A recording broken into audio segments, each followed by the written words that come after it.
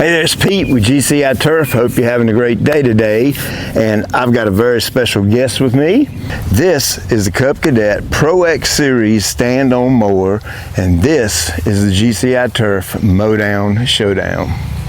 So if you're new to the channel, be sure and like, subscribe, and share. We've got a very unique opportunity where we have 14 of the biggest, baddest stand-on mowers on the market today, and we're kind of putting them through the ringer and just doing a big old review series on them. And this isn't getting old. I mean, I'm absolutely excited every time I get on one of these machines. I want you to know that this is not a paid promotion. None of these manufacturers are paying me. None of them are letting me keep the mower. I'm doing this on my own time, on my own dime.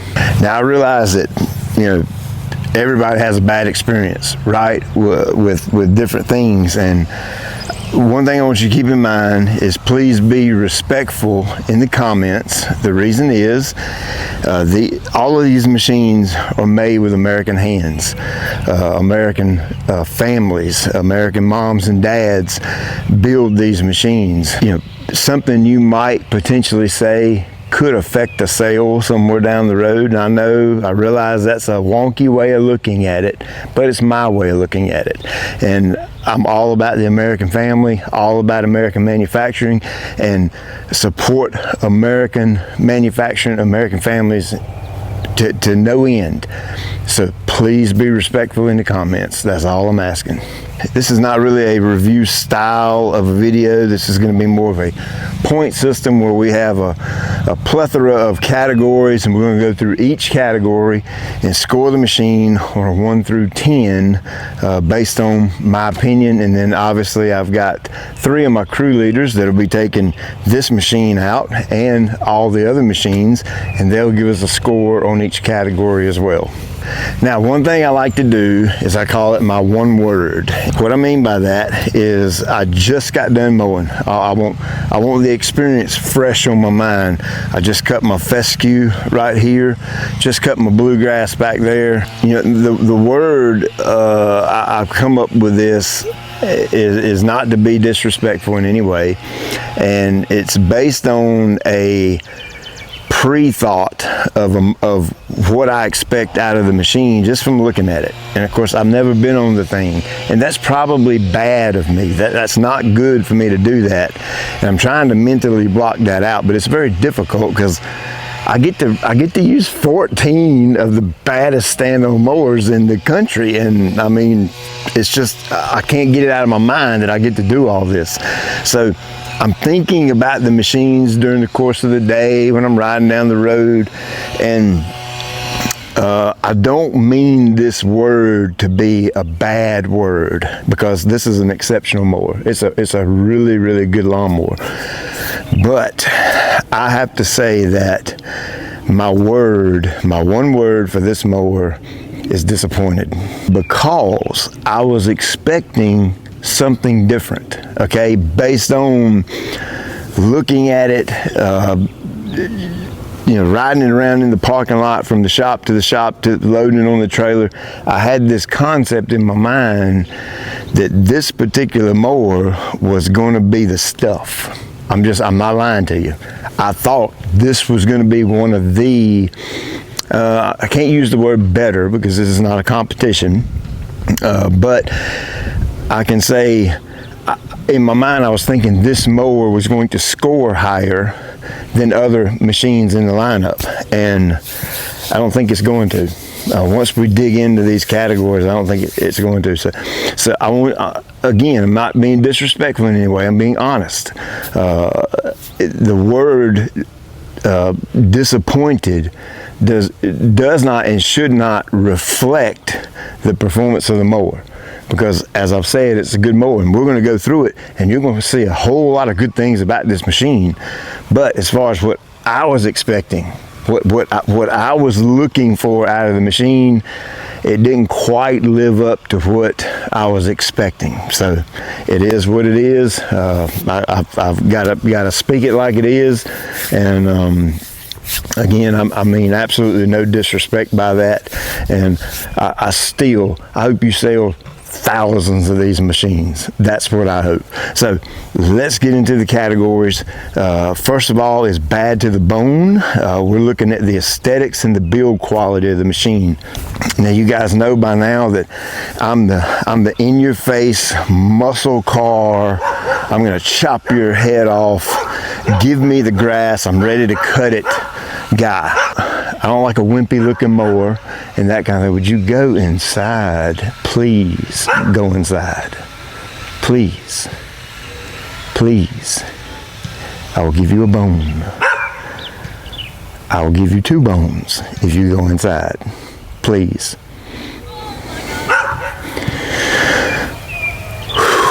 As far as the looks goes and the aesthetics look based on what I like, I think it's a pretty tough looking mower. I think the stance on it looks good. You know, I like the width of it. You know, it's kind of a wide, beefy, bulky looking mower, but it's still nimble. Just because something looks big and bulky doesn't make it big and bulky. The tires on the back really set it off. These big, it's got really, really big back tires, and I really like that. I think that if it had smaller tires on the back, I think the machine would look totally and completely different. It still doesn't have quite that I'm ready to jump off the trailer and mow some grass look. You know what I mean? It doesn't have that tough muscle car look, but good looking machine. I think I'm gonna score it a 8.5, 8.5 for the looks. Build quality, I mean, you gotta expect good things out of American manufacturing. Again, I'm looking at these welds and I'm seeing a lot of similarities in the weld, the welding job across the board with all the different machines.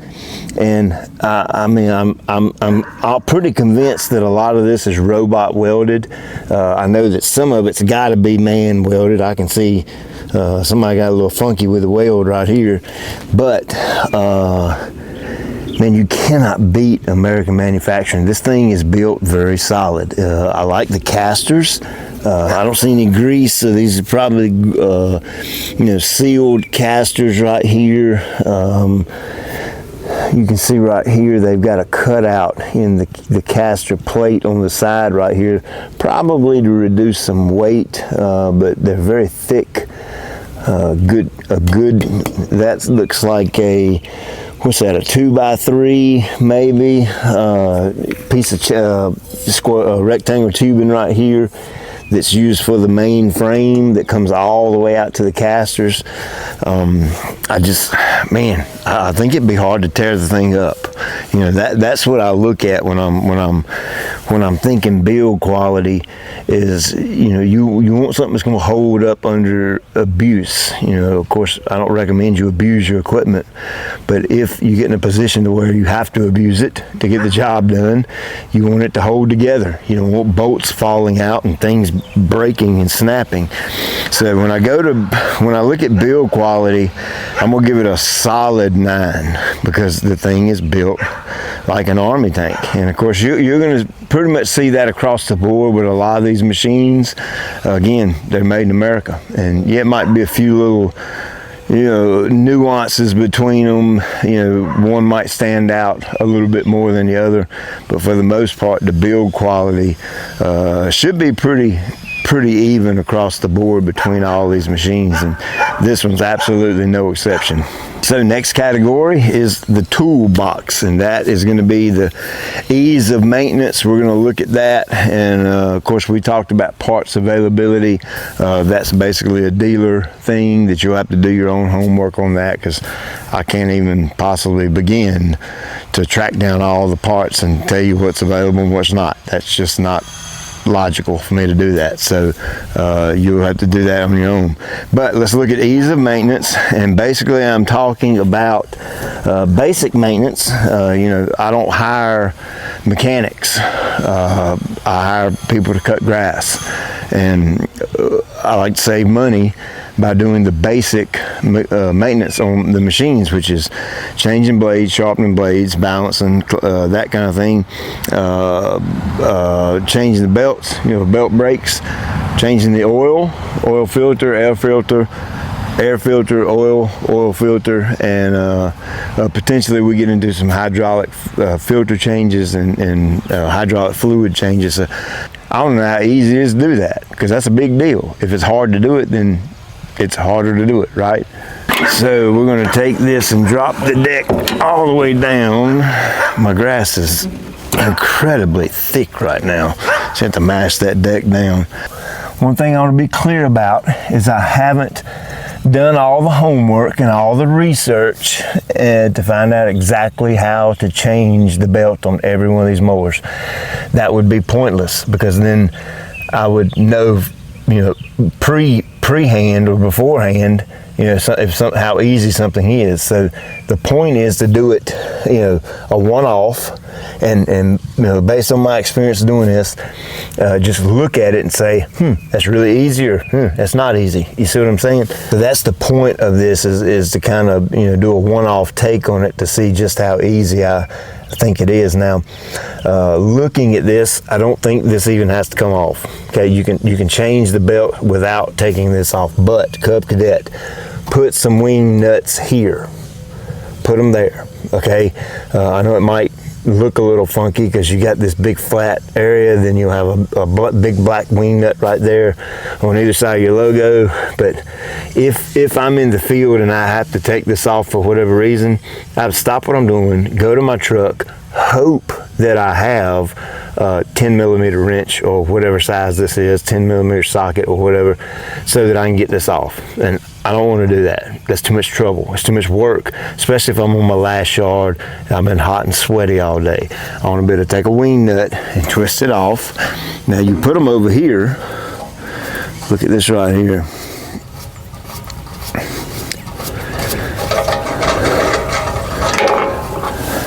See this wing nut right here? That's what I'm talking about. This is a minor change right here, just to be able to put a wing nut on here. So you can see right here, the two wing nuts just loosen up and that plate comes off, exposing the pulley, which is really nice. Same thing on the other side. This is good thinking right here. Okay, now I've been looking for things like this on the previous machines, and if I missed it on the previous machines, I apologize.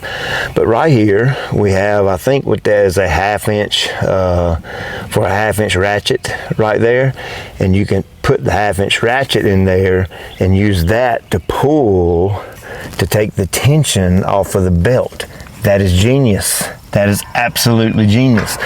Those of you that have a 7.3 Ford diesel, when you change the belt, well, actually there's a whole lot of vehicles like that, where you stick your pry bar down in there with the 1/2 inch end on it. I don't know what you call that thing, and you pull it to loosen it up. That's the same concept right here. They have that square cut out so that you can put a breaker bar or something like that in here, and that way you won't have to use your hands. But once you pull that back, man, the belt comes off super easy. It's very easy to change the belt on this machine. Air filter, super easy, like the rest of them, that just pops off, and then you've got an inner and an outer right there, so that's absolutely no issue. And of course you'll find that to be true with the majority of these machines, because on most of them, well, actually all of them to my knowledge, the air filter sits right on top of the engine. Okay, so let's go to the oil, and all right, here's the drain tube coming out of the bottom of the block. Now you could actually take it, there's a hole back here in the frame, and I don't know if this comes from the factory like this, but you could potentially get your hand back in here. It's a lot of trouble though, not gonna lie.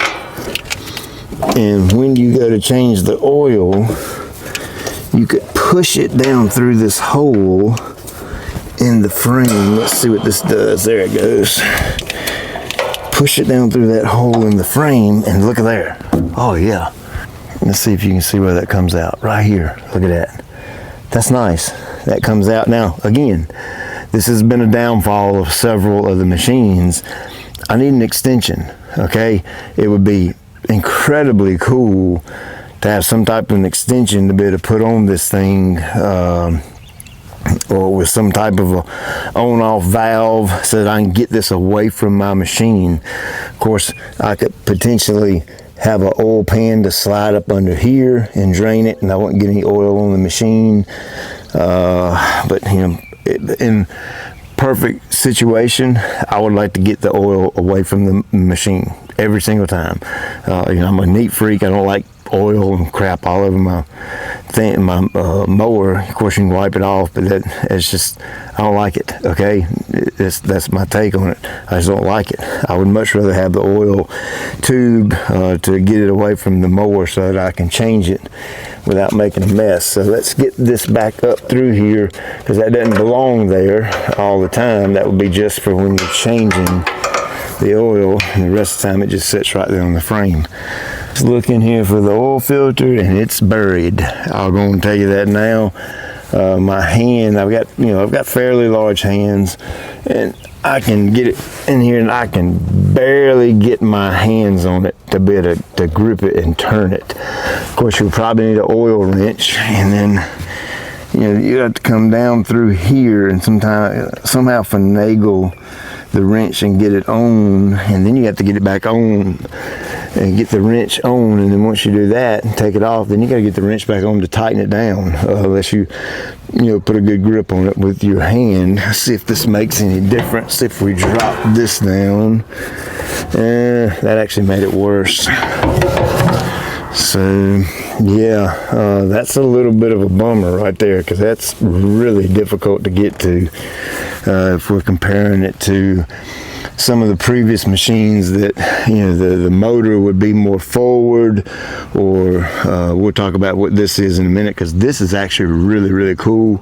But this wouldn't be here on the other machines. This is the only machine off the top of my head, this is the only machine that has this on it, and I'll share with you what that is in a minute. But it is in the way of the oil filter. I can't get back here to it. While we're up here, here's the hydro filter, which is actually probably a little bit easier to get to than the oil filter. So the hydro is right up here, not too bad to get to right there. All right, so let's go back here to the rear of the machine, and we got two wing nuts back here to take off, and we're just looking. Whoa, sorry about that. We're just looking for ease of maintenance type things. We found the hydraulic filter.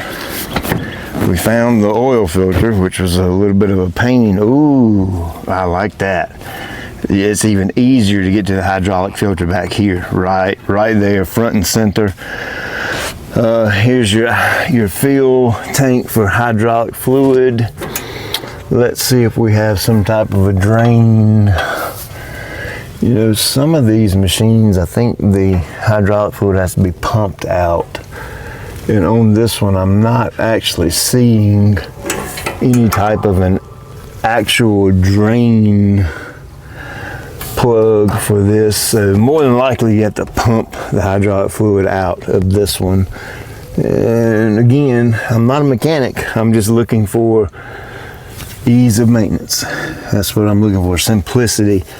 And I don't really see a place where you can drain the hydraulic fluid, to be completely honest with you. I don't see one.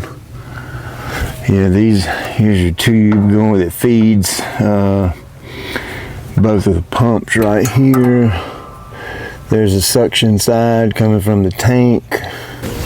So ease of maintenance overall, hydraulic filter, easy to get to. The deck belt, super easy to change.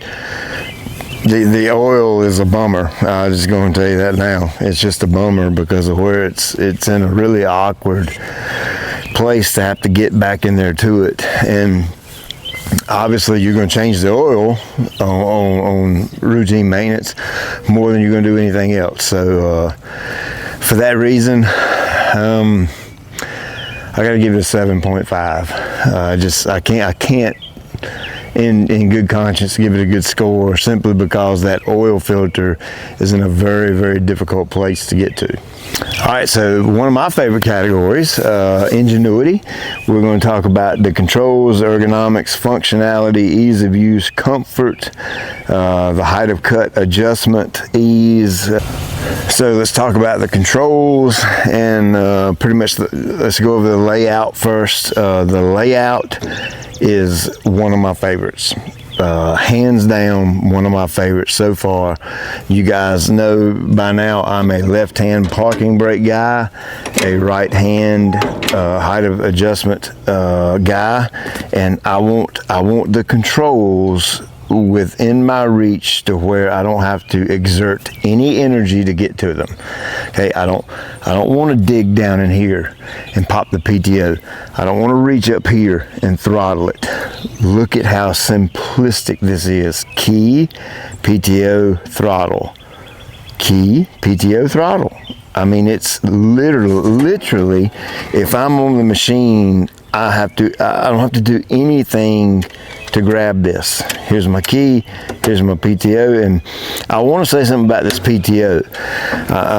You know, a lot of them use the standard, what is it, like a red round one, that, you know, it's pretty easy to manipulate, but there's something about this PTO that I just like better, because when I pop my fingers up under here like that, or if I come in from the side, it just feels really good. This particular PTO feels good compared to the other ones.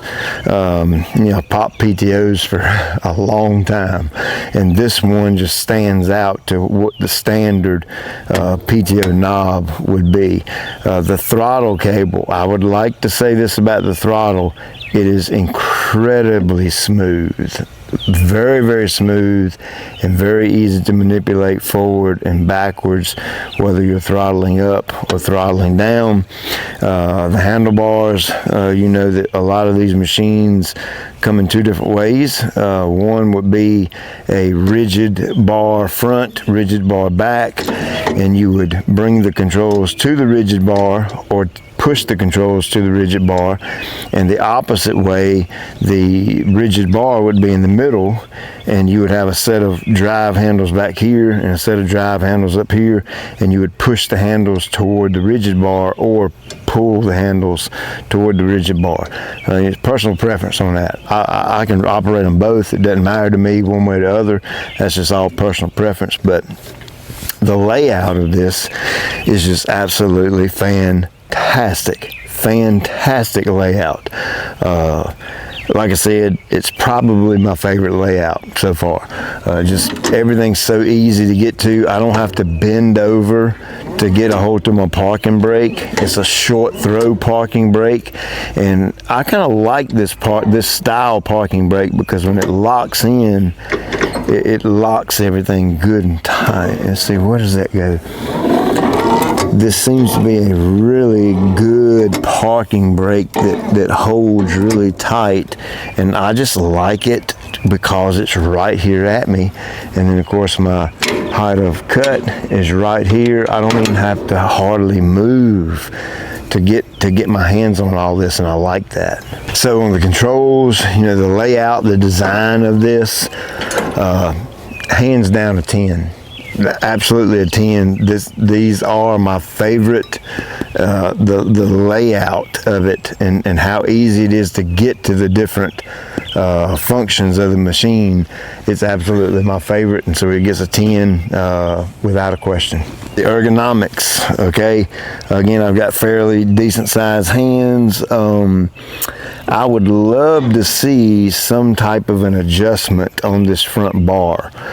I'm a fan of that. I like the adjustability to where if I want to force myself to mow a little bit slower, you know, I can adjust it back so I can't push these as far forward.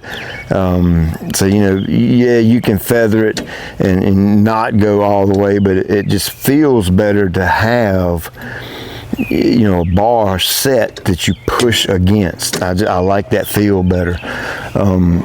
As far as the way all this stuff fits in my hands, the ergonomic part of it, it's fantastic. I mean, this is some type of a molded poly material. This is some type of a molded rubber, maybe. These are two different materials. This is more of a poly plastic, and then the brake over is more of a rubbery type plastic. So I don't know the difference in the materials, but both of them feel good in the hand. There's no solid metal here. There's no sleeve over it that could slip up. There's no pattern cut in it that can irritate your hand over time. It's just a good feeling stuff right there. All this, and I like the way this PTO, the ergonomics of this PTO is great. The way it just fits right in between those two fingers and pops right up with no effort whatsoever. And when I'm operating, I like to spread my hands out and get a little bit of a bite on the front bar, and then I'll use my two thumbs and the palm of my hand to manipulate the machine, and this feels good. It fits my hand good. One thing I've noticed about this is the positioning of the front bar is lower to the ground than other machines I've been on so far. They would be more up, watch my hands, they would be more up like this, and you would have to pull that way straight forward, where if I go into this handlebar like this is more of a natural position, this versus if I have my wrist cocked up. And I don't know if that's by design or by accident, but either way, it was a good thing in my opinion, because you can just kind of go right into the controls of the machine and grab it and go. I like that. I really like that, the bar being a touch lower, because it just fits the natural flow of my shoulders and my arms and my hands going into it. So the ergonomics, I got to give it a 9.5. It fits all this stuff up here. Fits me really, really well, and that's a big deal to me. If you're uncomfortable, the ergonomics and the comfort kind of go hand in hand. If you're uncomfortable operating a piece of equipment, it's going to kind of get old operating it all day in and day out. So you want something that's comfortable, that fits you, and all this fits really nice. I really like that. So absolutely, I got to give that a 9.5. So the ease of use is just really, really good on this thing, because this thing's really easy.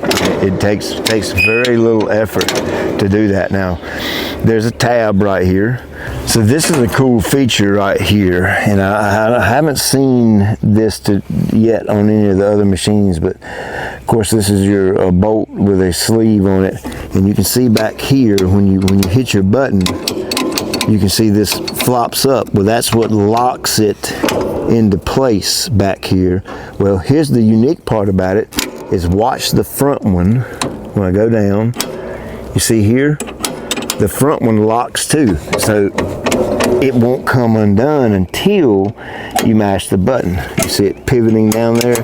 I think that's pretty cool, because if you're mowing rough areas and there's a lot of bouncing, and of course this machine bounces too because it rides, it's not the smoothest riding thing in the world, but you'll find that true with all the stand-ons. But you hit some rough terrain, and sometimes the deck will bounce up and down when you hit that rough terrain. Well, this locks it in place where it's not going to go anywhere. So I think that's pretty cool. So the ease of use of all this, including the height of cut adjustment, it's just super simple. Very, very easy to use. I'm gonna give it a 9.5. That's how easy it is. If we were gonna look for a USB port to charge your phone, this particular machine doesn't have one. I do see a cutout here right in the center of the dash, which looks to be about the right size to where you could potentially, they may offer a USB port with this machine. I'm not completely sure, but that will be a great spot to put one. Fuel tanks, got one fuel tank over here on the side. I personally prefer a fuel tank on both sides, one for capacity, so you can hold more gas and you have to fill up less amount of times, you can mow longer, and two for weight distribution if you're on a hillside or slope or something like that. So there's one tank over here on the left. Of course, that I really can't score that. It's not a non-scoring item, but just wanted to make you aware that's where it's at. So, here's one thing I forgot to show you earlier, and this would have to do with the ease of maintenance. Let's pop this cover off right here because it's not just for looks. Let's pop it off and let's see what we get. Voila, well, there's your battery. So that's super easy to get to, but it's not going to change my score for the ease of maintenance because that oil filter should be easier to get to. This is going to be a category that a lot of people are interested in, Battle of the Blades, where we're going to talk about the height of cut range, the accuracy of height of cut quality, how well it size discharges, and how well it stripes. So let's go look under the deck and then we'll check the height of cut out. Okay, so we're under the deck of the Cub Cadet here, and you can see this is a slightly used machine. You can tell by the grass clippings, but it doesn't have many hours on it at all. And looking here, I'm still seeing pretty much the basic design. I do notice there are bolts here to where this could potentially come out. Basically back here the same, pretty standard design. So I'm not seeing anything on this deck as far as the design goes that kind of makes it stick out or stand out. One thing I do notice about these spindles, they are massive. I'm not 100% sure if these are some type of upgraded heavy duty type spindle, but that thing is really big and thick and chunky. Thick and chunky doesn't always mean last longer, but a lot of the times it does. So you'll have to do your homework on exactly what kind of spindles they are and what kind of life you can expect to get out of them. So you can see the height of cut goes from 1 inch all the way up to 4.5 inches. The retainer pin is magnetic, which is a very cool feature. I started off by checking the height of cut at 1 inch.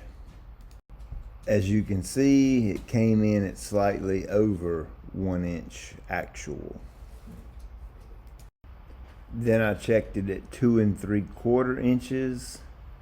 And you can see that it's not exact, but it's pretty close. Fell a little bit short. Then I checked it at 4 1/4 inches. And it was really close, but not exactly spot on. Even though it was really close, it was not spot on, so I give it a score of an 8.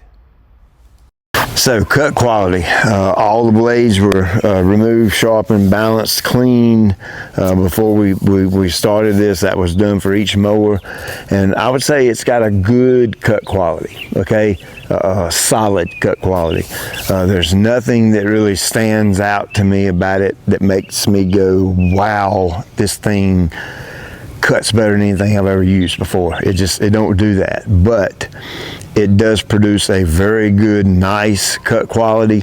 I see very few scragglers is what I call them. That's after you mow, you might get a little piece of grass that's kind of sticking up, and I've got a few here and there, not many of them, but a few. But you guys that have been mowing for a long time, you know that when you get on a machine and you mow the turf, there's certain machines that just cut better than others. Why? I have no clue. I don't know. I'm not an engineer. I don't know that. But what I do know is what I see with my eyes, and there are machines that just stand out to me that just produce a higher quality of cut. And Unfortunately, this isn't one of them, but it still has a good, solid, clean cut to it. But it's just not, for me, it doesn't fit in that upper tier of whatever the machine may be. So on cut quality, I'm going to give it an 8.5. I think it's a really good cut quality, and anybody that uses this mower that's not hyper anal about the cleanliness of how a machine cuts, if you're just wanting a mower that cuts really, really good and will leave a really neat finish on the yard, then you would be over the top pleased with this. Side discharge. I don't like using this thing. The good thing about this is it locks up out of place, so I don't have to take it off. It side discharges really well. Very good. Like a majority of the mowers, you'll get a leading edge come out of here that's a little bit thicker than the material behind it, and you'll kind of follow that leading line kind of going out like that. But as it gets out here, it begins to disperse and kind of flatten out, and it mimics or matches up with the material coming out of the rear of the deck, which that's a good thing. Okay, sometimes you get mowers that clump up and spit little clumps of grass out, and that kind of thing drives me up a wall. But this is not one of those mowers. It actually side discharges very, very well. And just so you know, all the grass that we're mowing, I'm mowing it in pretty much the exact same identical conditions. It's not wet. It's all dry to the touch. The turf is dry. We did get a little bit of rain. That means the ground is moist, but the turf itself is dry because it's been in the sunlight all day long. So there's no wet grass we're out here mowing with any of the mowers. So we're trying to keep that very, very consistent so that I can be as truthful as possible about the side discharge. And I was actually pretty impressed with this side discharge. It discharged very, very well. So for that reason, I'm going to give the side discharge a 9.5. So talking about the stripes, I love it. The thing stripes really well, and you see what I got without the striping kit. So imagine what it would do with one. So I have no complaints about the striping capability. It's a good striping mower. It striped up the bluegrass really, really well too. Of course, we cut the bluegrass at 2 inches back there. The fescue's cut at 3.5, and I've noticed this. I know it's hard to pick it up on camera, but the bluegrass is striping harder than the fescue, and you would think it would be the other way around, but it's just not. I don't know if that 2-inch mark on bluegrass is kind of a sweet spot for it or what, but the thing striped up the blue and the fescue really, really well. So for that reason, I gotta give this a 9. I'm gonna give it a 9 on the striping capabilities. All right, next category, smooth operator, and we're going to talk about the comfort and the ride quality. Comfort meaning how comfortable am I here? When I'm right here, how comfortable am I, even though I might be bouncing around and that kind of thing. This machine is pretty unique, and let me show you something. So you can see right here, I have a 1, 2, and a 3. 1, 2, 3. Let's put it in number 1, and let's go back here to the back and let me show you something. I'm 6'1", 250 pounds, and when I stand on this thing, I want you to watch the bounce of my feet. And I'm going to try to bounce about with the same pressure. That's on setting number 1. Setting number 3. Did you notice that? Right off the bat. Now look, see how much stiffer it is? That is pretty cool. So what makes this unique is if I'm a lightweight guy and I have it down in setting 1, I'm going to get a good bounce out of this, meaning it's going to absorb some of the shock from the rigid frame.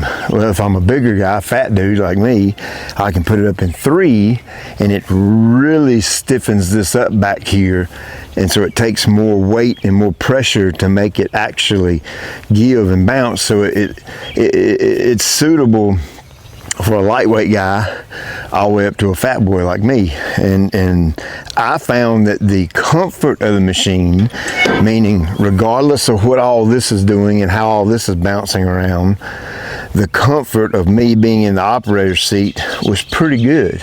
You know, that goes back to, plays into, you know, my controls and my ergonomics up here. The pad back here, I did have one issue with the pad. Let me show you.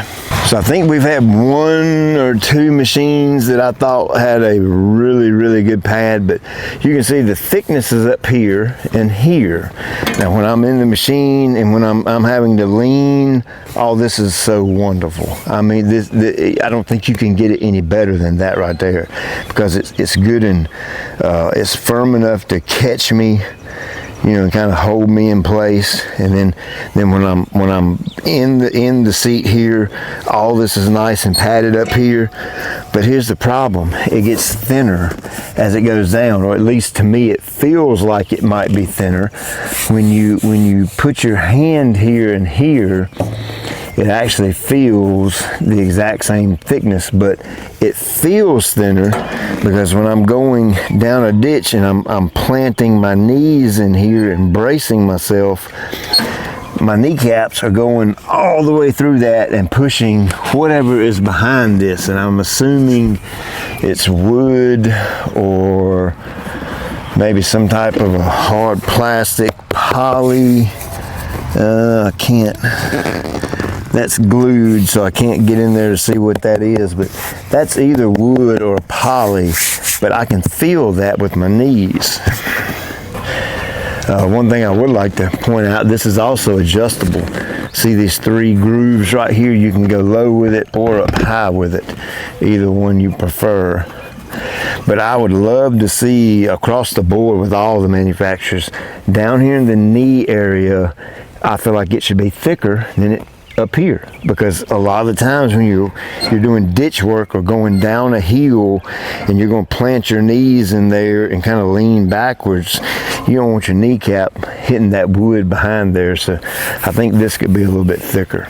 So for the comfort level, I'm going to give it a 9. It's actually pretty comfortable, especially taking this into consideration. That was genius, Cub Cadet. Absolute genius that you have the different levels of shock back here to fit different operators. I think that's absolutely great ingenuity right there, and for that alone, I'd give it a 9. Of course, it would almost be a perfect score, but this knee pad back here is just, you know, I don't like my knees digging in and hitting wood, hitting something solid. I want something soft to make the bottom of the pad thicker. Ride quality, rides like a horse and buggy. You're gonna get this across the board with the majority of these ride-on machines. They are rigid frame. I see no shocks up under here. It's the wheels bolted right to the axle, right to the frame. The casters right to the frame. No shock system, no suspension type system at all. So the comfort, me being in the seat while all this else is going on and bouncing around, the comfort of me is different than the ride quality. The ride quality is actually how the thing rides across the ground, and it's just not good. I mean, if I'm being straight up with you, it's pretty much like the rest of them I've been on. It'll beat you to death in the right situation. I did have one circumstance back there in the back, which in my neighbor's yard in the back, that's a very rough yard. At full speed, production mode, trying to get it done, I hit a bump and it jarred the machine so hard that the PTO popped down on its own and the blades cut off. That just goes to show you how rough these things ride, the way they bounce around on uneven terrain. So the ride quality, I got to give it a 7. It's just not a good riding mower at all. It's the ride quality just isn't there. And I cannot stress this enough to manufacturers. People, you guys have got to spend some money in the engineering department and put it into the ride quality of the machine. There's absolutely no reason.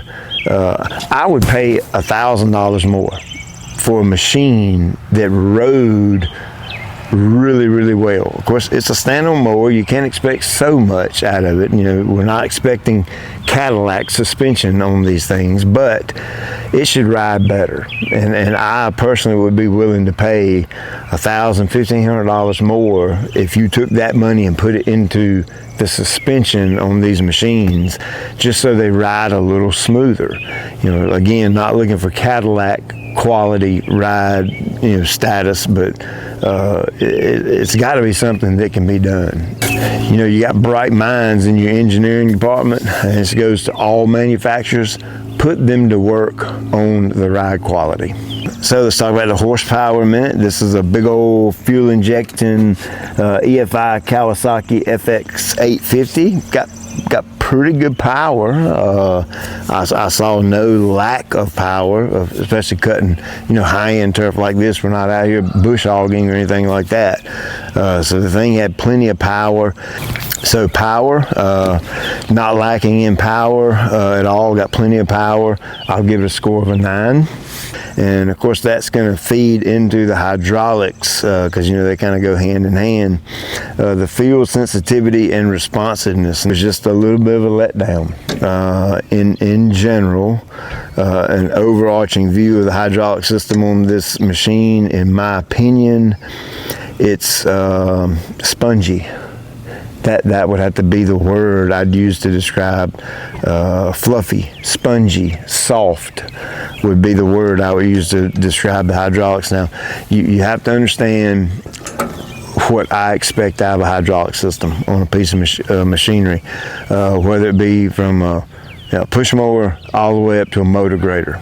I've run them all, motor grader, backhoe, dozers, track hoes, tractors, Ventrac, ABI Force, skid steers, you name it. If it's got hydraulics, I can operate it, and I have operated them for years.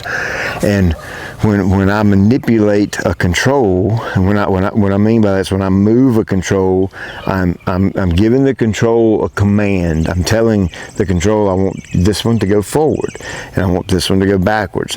And when I touch it and when I move it, that first move, I want it to obey me. I want it to do what I'm telling it to do. And these particular hydraulics have a lot of play in them. Now, I'm sure they can be adjusted to tighten them up, to make them more sensitive. But you know, you run what you brung. This is what I got, so this is what I have to go off of. And I found turning the machine around, trying to turn it around rapidly, I found the hydraulics not being able to keep up with each other, meaning when I kind of come back hard left and hard forward right, it's a little bit slow. They didn't want to keep up with each other, and there was a lag in it. So when I would pull the hydraulic lever back, it kind of took it a minute to catch up to go, and I don't like that. If you're a person who likes a forgiving hydraulic system, meaning you got play in it, you can pull it back some, pull the lever back some, and you have a little bit of play in whatever let's just say you pull the lever back to make the wheel turn, and you pull it back, and there's a little bit of give and a little bit of play, and the hydraulic turns easily until you get full speed, and then it's at full power. If you like that forgiveness in hydraulics, then you will love this. You'll absolutely love it. But for me personally, that's not me. I like responsive, I like touchy, I like extremely sensitive hydraulics. It just makes me think of running a backhoe or a track hoe, and I'm trying to be very delicate around, say, a tree. I got tree roots I'm trying to work around, or a pipe in the ground, a driveway pipe, and I don't want that sloppy hydraulic feel.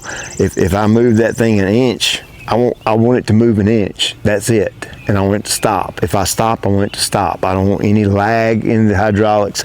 So I want you to understand that that's the grading mindset I have when I'm scoring this. Is based on how I like my hydraulics, not how you like yours. I don't know how you like yours, but if you do like a soft, spongier style hydraulic system, you'll absolutely love this. The hydraulics, the feel, I just don't like it. I've got to be completely honest with you and truthful. It's not a good feeling hydraulic system in these hands, okay, in my hands. So I'm going to give the hydraulic, as far as the feel goes, a 7. The sensitivity, meaning how sensitive are they? If I'm in a forward motion and I want to barely creep a little bit to the left, and I go a little bit stronger on the left, does that match up with what I'm telling it to do? And they're just soft. This is a soft hydraulic system, so the sensitivity, I'm gonna give it a 7. Responsiveness, meaning when I touch the controls and I manipulate forward, that means I'm telling the machine to go forward, or if I'm pulling left rear, right forward, and making a turn. The responsiveness in how immediate that is, it's just not there. Again, I think it could probably be adjusted and make it to where it is more of a tight hydraulic system where it would suit me better. But the responsiveness, I got to give it a 7 as well. So here's a non-scoring category, hold my sun drop. And you can see right there, I've got a nice cup holder, and that's nice. It's nice and deep. I mean, it literally swallows the can whole. You could actually put a big Yeti cup in there. I'm sure this one's a good size one, and that would probably stay. And then we have a pouch right here, to where if I wanted to keep a spare sun drop, I could put me a spare sun drop right there and have no issues whatsoever. So, non-scoring cup holder. It does have one, and it seems to be a pretty nice one. I like the fact that it's deep down in here. So, if you got your bottle of water, your Yeti, your beverage, whatever you drink, it's down in there deep where it's not likely to bounce out. So the verdict, this is where I will wrap the video up, my overall thoughts of the machine. So based on, what I told you, my one word is disappointed. Again, that's not relative to the capabilities and the performance of the machine. This is a good mower, okay? It's a very good mower. But if you notice, I am micro nitpicking. I mean, really digging into little tiny things that I personally would like to see. And the hydraulics were, it's a big deal to me. I love hydraulics. I like for them to be very responsive and very sensitive, and the feel of them nice. And I went into this looking at the machine as a whole, thinking one thing, but then when I got on the machine and operated, I got something different. And that was the reasoning for my word. So the one word wasn't meant to say it's a bad mower. It was just I was thinking one thing and got another. So would this make you a good mower? I absolutely would. I mean, it's a incredibly solid mower. It stripes like a champion. It cuts really well, plenty of power. This part up here is absolutely fantastic. I cannot tell you how much I like the layout and the comfort of all of this. It's just absolutely spot on Cub Cadet. You nailed it with that. Height of cut, all that's easy to adjust. The comfort of the machine, this floor pan back here, platform back here, really makes a big difference. When you have a heavier weight dude like me, 250 pounds, I can jack that thing up in number 3 and it stiffens it up, so it allows me to be more comfortable, because as you know, all these machines, stand-on mowers, ride pretty rough, so it compensates for that quite a bit. Other than the hydraulics, I really don't have a lot of beef about the mower. The oil thing over there, the oil filter being hard to get to would be my other beef. But so I hope I've done a good enough job of explaining my one word, because the last thing I want to do is be disrespectful in any way, and it's not intended to be that, because again, I've said it 10 times, I'm gonna say it again, it's a fantastic mower. But when I nitpick it and dig into little things and micromanage little things about it, especially when it comes to the hydraulics, it was a little bit of a letdown for me, is what it was, because I was expecting something a little bit tougher and stronger in the hydraulic system and not quite so soft, I guess. I think that's one of the best words I can use to describe the hydraulic system, is soft. Again, if you like that type of hydraulic system, you will absolutely love it. You'll fall in love with the machine. It'll probably be one of the best mowers you ever owned. But for me, the hydraulics is a big turnoff. So hey, that's gonna wrap it up for the Cub Cadet, the Pro X series. I can't wait for the guys to get their hands on it and see what they think, and I'm interested to see what they come up with on the hydraulics. And of course, they have to use it and score it before they watch this video, so they can't get my take on it. And I don't tell them anything. I just give them the machine and say, here, use it, and then we talk about the scoring after the fact. So I'm interested to see what they say about that. But be sure and like, subscribe, and share. Tell all your buddies. We've got plenty of more videos on the way with different machines. As always, I appreciate you taking time out of your day to watch. I'll check you later.